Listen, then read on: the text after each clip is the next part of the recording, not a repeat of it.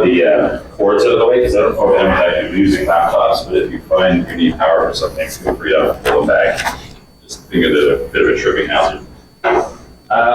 Ok, welcome back. Notre prochaine conférencier, c'est Mathieu Boivin-Chouinard, qui enseigne à SIHR de Granby. Next presenter is Mathieu Boivin-Chouinard, who is a lecturer at the SIHR of Granby. He's presenting on research stays in the USSR by Canadian physical educators in the 1970s. Well, do I need it, or I have this little? You need the two. I need the two. And there's your clicker. I need a lot of things. I try to figure out a system or something. Part of the challenge. Yes, a lot of challenging stuff there. So I'm also doing my PhD in history in Université du Québec à Montréal, UQAM. So I will talk about research stays in the Soviet Union by a Canadian physical educator. But I was talking about the challenging part, so maybe some of you notice it's not my first language. I try to hide it, but thank you for the French presentation. That's why I have my paper here, so I try to jungle. But other thing I have in my hand is maybe more a challenge for me, because Mr. Gibbons just gave me an article he wrote about one of the stays I will talk about in my presentation, and well, I wasn't even born. So I'll try to say not too much stupidity, but for me it's a proper historical subject. Probably you guys have other things to share about it, so hopefully I stay in the factual and interpretation that makes sense. So I'm really glad to share this with you this morning. So I call my presentation Sports Science to Cool the War. Because I try to think about those events in the Cold War paradigm, and especially the détente years. So it's mainly the period of the beginning, the mid-70s, that interests me a lot. And I think it's really a fascinating period. Because of all the things that was going on. And I'll begin with a quotation from a book that was published in '76, but after one of these important stays by two authors, Guy Diot and André Ruel. André Ruel, you may have known his name. He's a player agent now. He was from Drummondville, and he was part of those trips. So I think you will understand a little bit my approach by this quotation. They say, and it's my translation, USSR is a training paradise for an athlete. Don't Soviet athletes win the most medals in important international competitions? Their physical condition and performance arouse admiration, especially since these qualities are found in a wide range of sports, including ice hockey. What is their secret? So that was kind of a fascinating spirit. A lot of those people that went to the Soviet Union trying to find out what explained this other hockey and what they could bring back to Canada to change things. So I see them as innovators, curious people, and what I want to try to understand is how it changes hockey in North America. Those encounters. So at that time, the contrast between the two schools of hockey was really kind of I'd say caricatural, really vertical, instinctive, intense in the Canadian way, creative, scientific, collectivist in the Soviet way. And what interests me a lot is how those events can contribute to the hybridization of hockey. And more widely, how does it helps us to understand wider topics about the hybridization that goes further than the East against West lecture or paradigm, more as a complexification of the world that arises from those encounters. So I'd start about talking about the poor intellectual environment that hockey was on at that time. So there's notable exception, both in English Canada and in Quebec. For instance, Lloyd Percival, that wrote his hockey handbook in 1951, if I'm sure, if I'm correct. But it was not that known and read. Tarasov, for instance, who read this book and translated it in Russian, was surprised when he welcomed Canadians that they didn't know Percival. There's other notable things. The opposite was true, because the Road to Olympus from Tarasov was translated in English in '69. So there were things in French too. Georges Larivière, for instance, published in was it in 50? I'm not sure about the year, but still a method of hockey that explained. But those are more exceptions than the main trend. I'd say that the intellectual context was quite poor. It's more the instinct I was talking about, the experience, than the intellect and science that was significant. And I was talking about my objective to understand the meaning. I'm interested on the effect in English Canada, but I'll talk more about Quebec today. The French speakers that were on those trips, and maybe, and it's an hypothesis, during the Quiet Revolution, all the abolition of things, the porous environment was maybe a little more welcoming in Quebec and French Canada to those innovations. So let's try to see how those events change things. Yes, I wanted to talk too about Charles Tifo, who is one of the important person, one of those intellectual innovators of those years, and he was part of the people who did not underestimate the Russian before the Soviet summit series. That's an article in the Sherbrooke Tribune in '69, and he was talking about the Russian approach, l'approche russe, which is more thought than ours, from the title of the article. So he was citing the Tarasov. So there's exception in both sides. Tifo was one of them. He declared in this article in '69, quote, "Personally, I think the Russian approach to our national sport is more serious than ours. Whether in terms of technique, tactics, or physical fitness, the three pillars of modern hockey, the Russians are at the forefront of constantly trying to improve the various aspects of this sport in a scientific way. They would certainly not be crushed by our professional teams." So that's a good example of this, those exceptions to the what I would call the intellectual unavailability that was in Canada, Quebec and Canada, before '72. But '72 changes everything. The curiosity about this new hockey was really big. In the archives in Ottawa, I find there's a lot of really interesting documents about this period. And there's in Hockey Canada archives, Gary Alcorn, who was director of programs, wrote to Tifo just after the '72 series. He say, quote, "I can appreciate your enjoyment of the Canada-USSR game in Montreal, and the series I felt was a reflection of the lack of sophistication and as displayed by the Canadian professionals directly, and will serve further, I think, the goals of gentlemen like yourself and your colleagues." Unquote.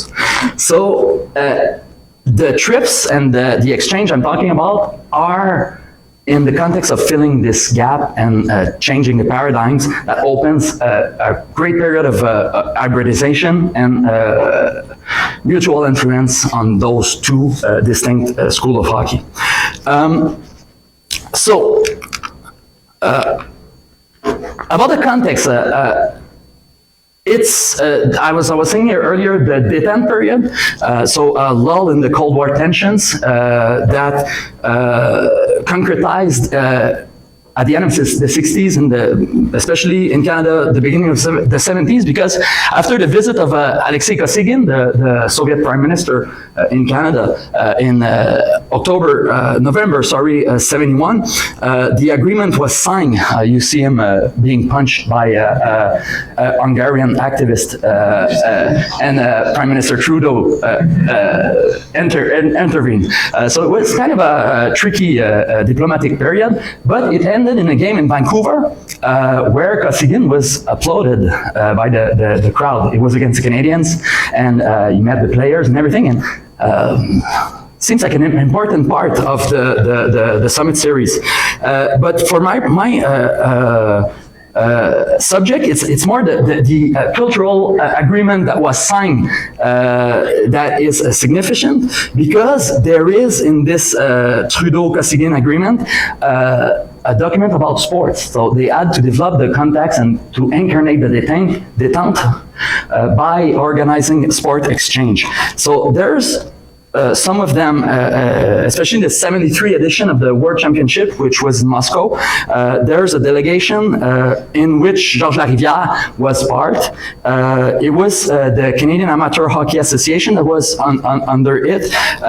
They had formed a technical advisory committee, and coaches and physical educators were sent in the Eastern Bloc to understand a little bit, to participate in the event around the World Championship.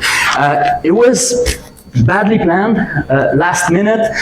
People in the USSR were obviously busy welcoming the hockey world, so it was not that fecund, but still it's a first event that was important. And there were a lot of discussion at that time. About the same time, Vsevolod Bobrov, the great Soviet player who was coached in '72, came in Montreal with Kulagin, Boris Kulagin, and Valery Arlamov was with them. Officially was to attend the Memorial Cup tournament that was in Montreal that year, but they also saw Stanley Cup final games in the Forum, and it was like the mutual part of those exchanges. And the Soviet too was looking at what was going on in North American hockey, and they were fascinated by it. By the way, Bobrov declared in the media at that time, after a game between the Blackhawks and the Canadians, that he was impressed by the cleanliness of the play, and he interpreted it as a sign of the Soviet influence on Canadian hockey. After winning the Stanley Cup that year, Ken Dryden flew the way. At the opposite, he was recently a McGill Law graduate. And he went to Sweden, Czechoslovakia, and the USSR with his wife Linda as a goodwill ambassador. So that was orchestrated in this sporting exchange. The goal was to understand the different approach and building bridges in the hockey world. Again, there were some shortcomings in the schedule and everything, but still a lot of attention in the Soviet media was there from this visitor. And there was, you see that's about the game I was talking in Vancouver in '71. But Ken Dryden published this book that was produced by McDonald's Canada restaurant. So this was a publicity stunt too, called "Let's Play Better Hockey." So just a small quote: "Hockey can be played and played well in many different ways by many different nations," said Dryden in this book. So from a public diplomacy perspective, it was a great way to attract positive attention to Canada by a hockey superstar that just won the Stanley Cup and that agreed willingly to play this goodwill ambassador role. But the main event I was going to talk to you about is the trips that were organized by Eddie Nuss. Eddie Nuss, who is an American. He got a PhD in Boston University in physical education, but he played in the CFL in BC, if I'm right, and he got a job in Concordia University. At that time, it was it was Loyola College. The merger was the year after with Sir John William University, and it made the Concordia University we know today. And he was really ambitious. He founded there what he called the Physical Education, Comparative Institute in Concordia. And one of its main points was to visit and to understand the other systems of physical education. So he planned a trip to Russia, and he worked a lot trying to do this. This is a game in Verdun. He organized just after the Summit Series with the junior team. So Edmund Enos, E-N-O-S, Enos. The Soviet player there's a... Before he came to Concordia, he was a lineman with the British Columbia Lions. Yeah, exactly, in the CFL. Yeah, exactly. So he's a football player, but his PhD thesis is about hockey, a method of teaching hockey. He worked with Boston Bruins players on that, and he was trying to publicize it, trying to sell it to Hockey Canada too. So he was a great scientist of hockey and sport in general. It was kind of hard to organize those trips. So there's a lot of interesting documents about this in the Concordia University archives. Letters about 2 trips he did in summer 72 and summer 73, just to organize the trip. There's correspondence with people over there, especially what's his name? I'm sorry, I have a blank. Ivan Elfimov, who is from the Moscow University, the GUM Physical Education faculty, and he went well with them. He has a great personality, and he made contact over there in Leningrad, St. Petersburg, and Moscow too. But there's a letter that he received in 73 after having great contact with him, and he said, yeah, right there. That's Efimov who say to Enos, to my mind, you didn't somehow understand our possibilities. Moscow State University is not a sport educational institution as Loyola College.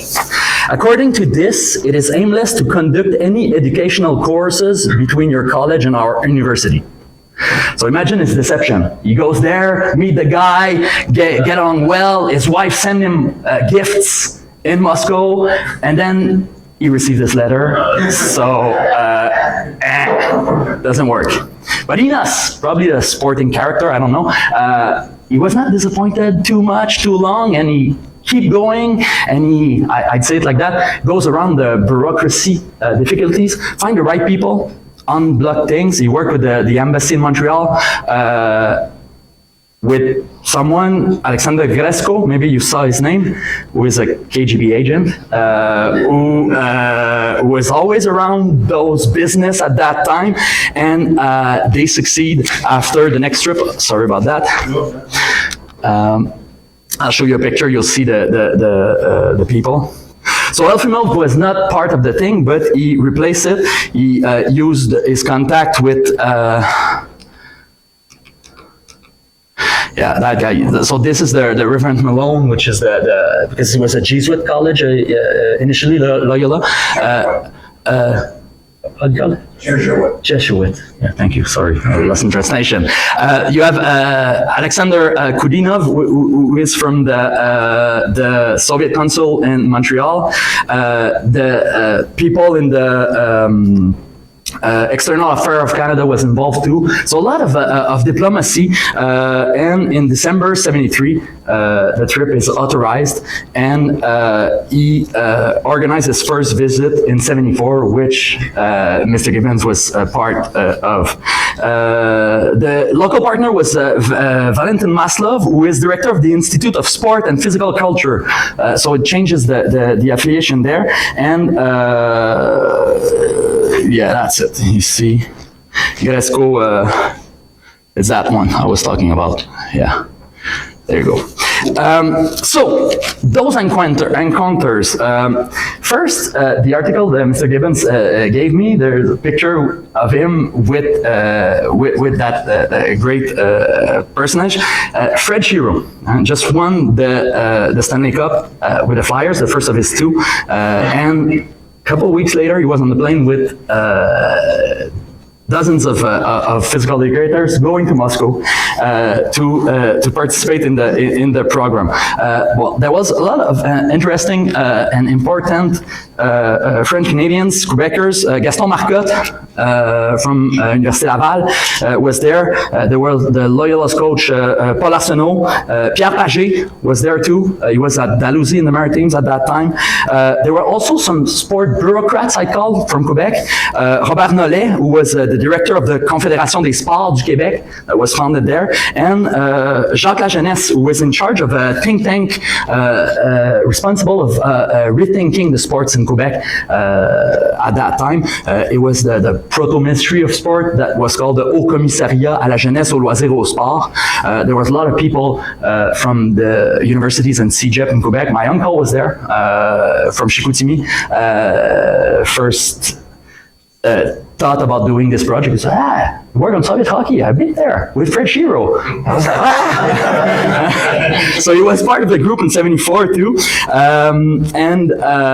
Well, everything went pretty well. It was, Mr. Gibbons could talk to it better, and he does in his book. He was talking about earlier. It was even shown as an organizational masterpiece.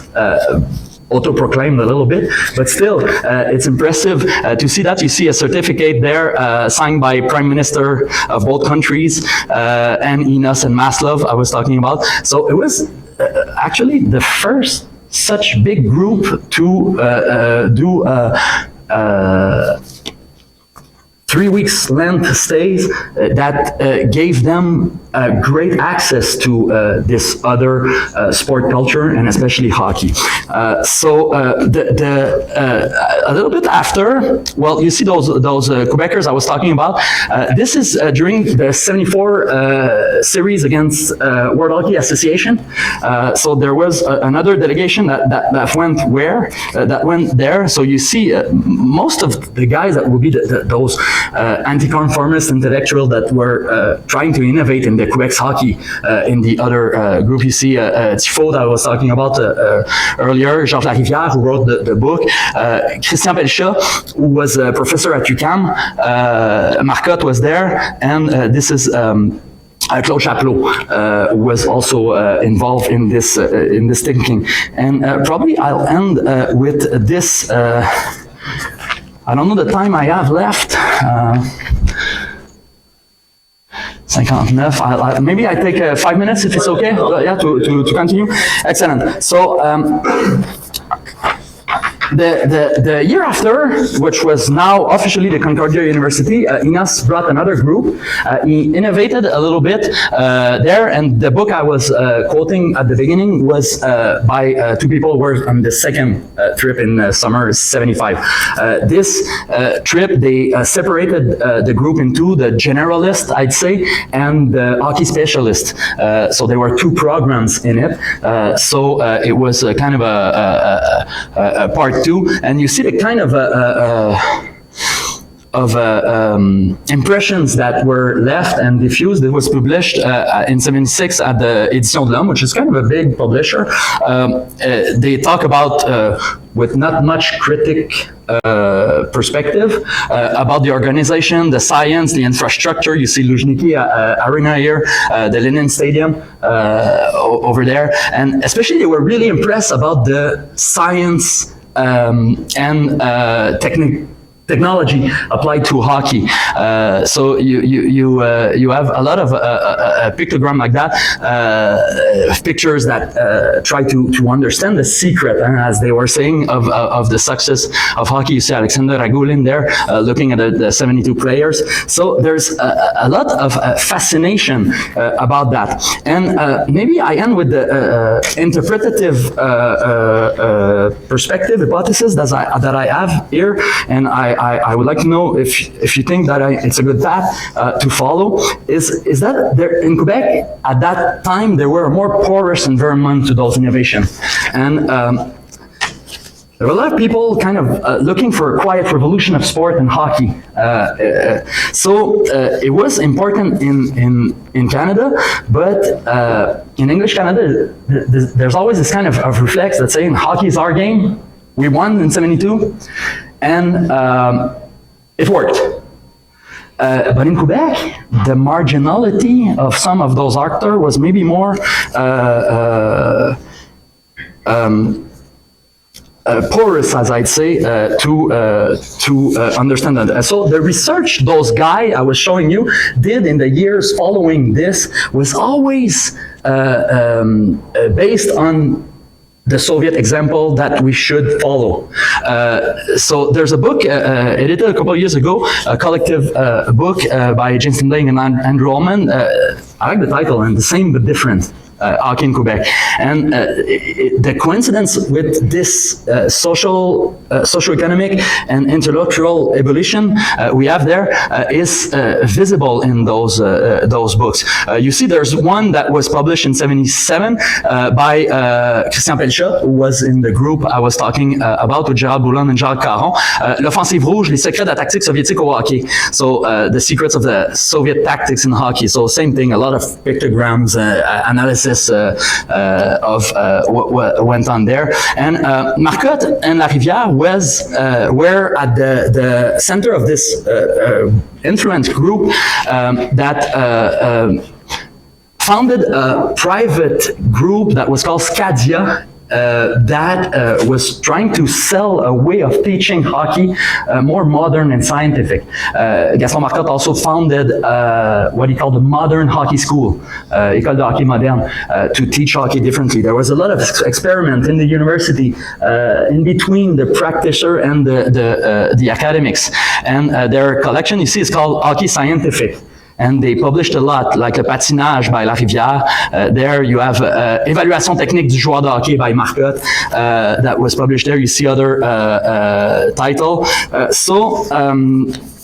Yeah, I was talking about 5 minutes. I guess my time is up, but you understand what I want to analyze and to dig deeper. What are the impact of those stays there, and how did it change hockey differently, probably, in Canada, English Canada, Quebec, and the United States too, because it's also an interesting thing I haven't talked about, but what was going on in the hockey south of the border at that time. So anyways, that's it. Thank you for your attention. Thank you. No, I don't mind. I'm here for that. Yeah. Oh yeah, I have to keep this. Yeah. So one thing I haven't heard much about is that the Soviets had militarized their sporting program that's been able to play amateurs throughout all the hockey while still maintaining this high level of sport. Yeah. Has that kind of figured, have you discovered or looked at that kind of aspect where the reason why they were so good was because they had militarized the sport and were able to keep these athletes on a military regimen? Mm-hmm. Those kind of lectures, it's always about nuance. When you start digging in this, for sure, there is a different culture of organization, but you see players working against it a little bit. Some of the guy I read about the trip said, oh, Agulin is smoking a cigarette over there. It doesn't fit that much with the militarized robot that I expected. So for sure, there's a completely different culture and organization, and it shows in the ways that hockey was taught. It's also a thing they realized, I think, more or less, because they're really fascinating in the beginning, and then they say, okay, what can we implement in our culture about this science or militarized hockey? But still today, the players are sequestered in what they call there the basa, which is kind of the training center. They sleep there, and so I would have to go in a lot of nuance, but for sure it's a different culture, more militarized if it's the better way.